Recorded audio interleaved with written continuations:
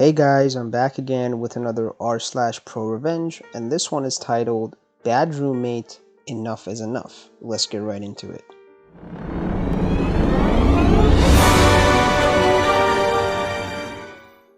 A few years ago, when I was in my early 20s, I moved in with a friend. We'll call him Bob. Bob was a bit of a heavy drinker and partier, but mainly did so outside the house, so it was really no inconvenience. It was me and my long-since ex-girlfriend also living there. I had lost my job and been out of work for a while, not for lack of trying, in a very small town with not much to do for work. Bob worked two jobs. He loved money and alcohol so much, he didn't mind if he had hardly a life to get to enjoy it. And my girlfriend worked in a nursing home during the day. I felt pretty worthless, since I was no longer the breadwinner anymore, but did what I could to help out.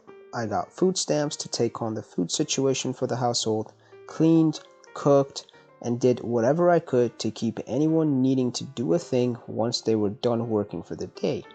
It was literally the least I could do given the circumstances. About a month or two into our living arrangements, Bob suggested his old high school buddy, we'll call him Dick, move in.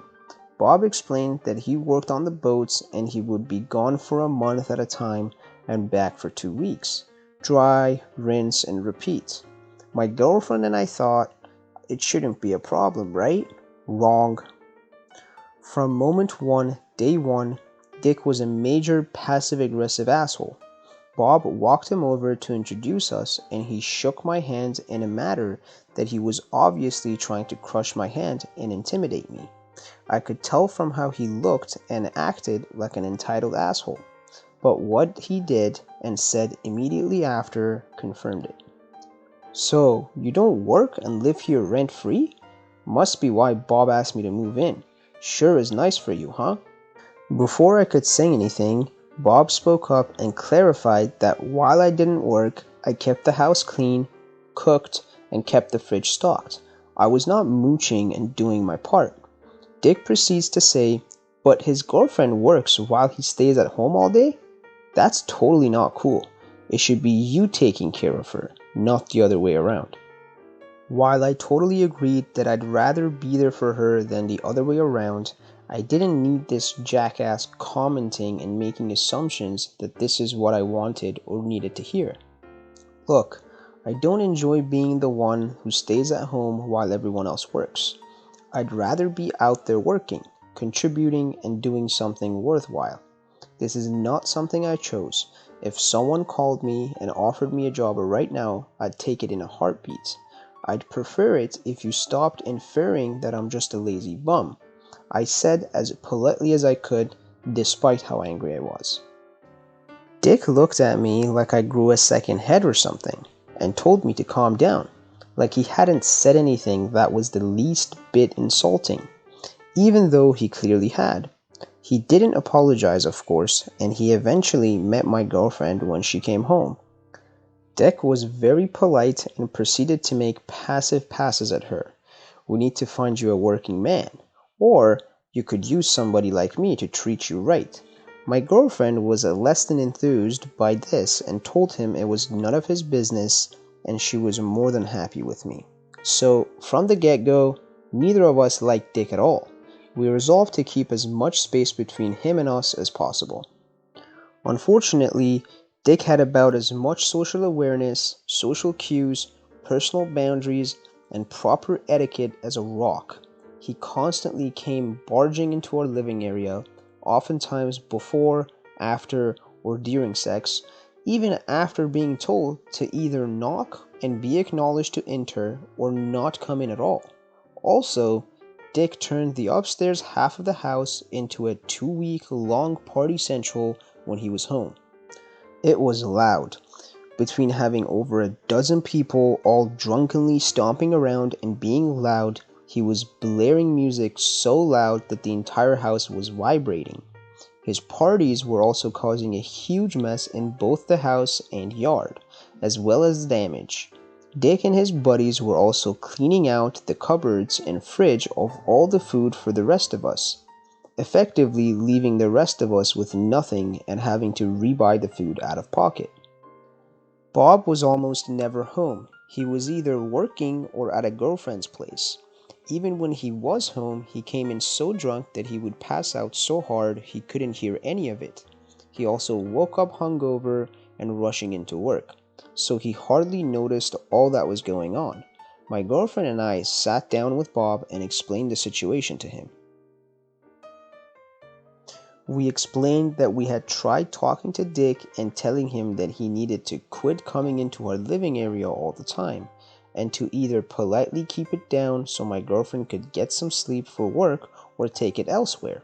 We told him about the food, the major mess he was making, and the damage to the house. Bob was livid. He told us that he'd have a talk with Dick and fix it. We hoped that would fix the issue. Wrong. This clearly, like everything else, didn't get through at it. And from there, it only got worse.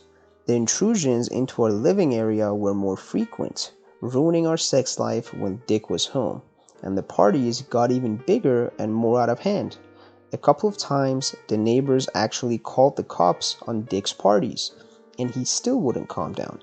It was a living hell. We now knew that the situation would never improve, and further complaints would only make it worse than before. We couldn't move out given our financial situation, and between us and Dick, being Bob's oldest and best friend, we didn't want to risk getting kicked out for causing issues. So I began finding ways to get back at Dick silently and without a way to try to link it to us. Firstly, he had to do his laundry downstairs since that's where the washer and dryer were located, in our living area.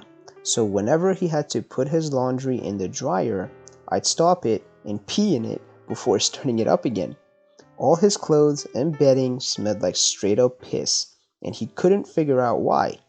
Dick wasn't the sharpest tool in the shed. Secondly, whenever Dick was gone, I'd go upstairs and dump out 75% of the alcohol out and replace it with water. This reduced how loud and rambunctious he'd get, with the added bonus of having to go out and get more alcohol in the middle of the night. Effectively, we cut down the disruptions by 50%, but it still persisted. Thirdly, I would also, just for fun, put his toothbrush in the dirty toilet while he was out and put it back. Dick started complaining that he constantly tasted shit every time he used his toothbrush, and that he couldn't understand why. This was just icing for me, but he actually had a lot of trouble hooking up with anyone because of it. Eventually, despite all this, it didn't rid us of either his presence or behavior, and it was still taking its toll on my girlfriend. This had continued for a few months before I concocted a way to get him out of the house longer. Dick always left on this last Sunday of his 2 weeks off in the morning to return to the boats. He also had a big fancy truck with huge custom tires on it. These tires typically ran about $300 to $400 a tire and were special order tires, hard to find outside of ordering them online. So I started putting nails under a couple of his tires before he left, so they'd puncture his tires when he left, but they wouldn't go flat immediately. He'd get to the boats fine, but his tires would be flat. Dick would have to stay a week or even the whole 2 weeks special ordering or tracking down new tires. While he was stuck in the town he was in at a hotel. My girlfriend and I would either have just 1 week of misery or the whole thing being peace and quiet. It was glorious. This continued for about 2 or 3 months before Dick finally couldn't take all his misfortune anymore. He told Bob he was moving out when he got back, and that it was because everything was going wrong since he moved in. This was especially funny because Bob told us afterwards that he was planning to ask Dick to move out because he was trashing the house, driving up the utilities, eating all the food, and refusing to pay the difference. Dick finally showed up a week late from the boats because of the tire situation, so there was no time for him to relax, between finding somewhere to put his stuff, somewhere to live, and move everything. This took him all of his final off week to do. Finally, on his last day, Dick came busting into our room and started being rude and saying he was leaving because everything had been going wrong and felt off since he moved in, clearly wanting sympathy or something. We just nodded and said that's tough while going about our business. Dick just kept going on and on about everything, despite the fact that we weren't paying him any attention, and you could clearly see that we didn't care about anything he had to say. Finally, we both got fed up and just looked him dead in the eye and told him he had been a terrible roommate who had no respect for anyone and that he deserved everything that was happening to him, plus some. He stormed off and we never saw him again. Bob did tell us that he had been couch surfing since he moved out and that nobody would let him stay with them because of his behavior. It was glorious and it brought a smirk to my face every time I heard it. I've long since moved out and no longer with that girlfriend, and my life is in a much better place. I lament to myself that maybe I was being too underhanded and vindictive, but this guy was toxic, and in all honesty, he got what he deserved. I just hope no one else gets stuck rooming with this guy. Thank you guys for watching. Please comment below and let me know if there's any other subreddits you guys would like me to make videos on, and also like the video and please subscribe.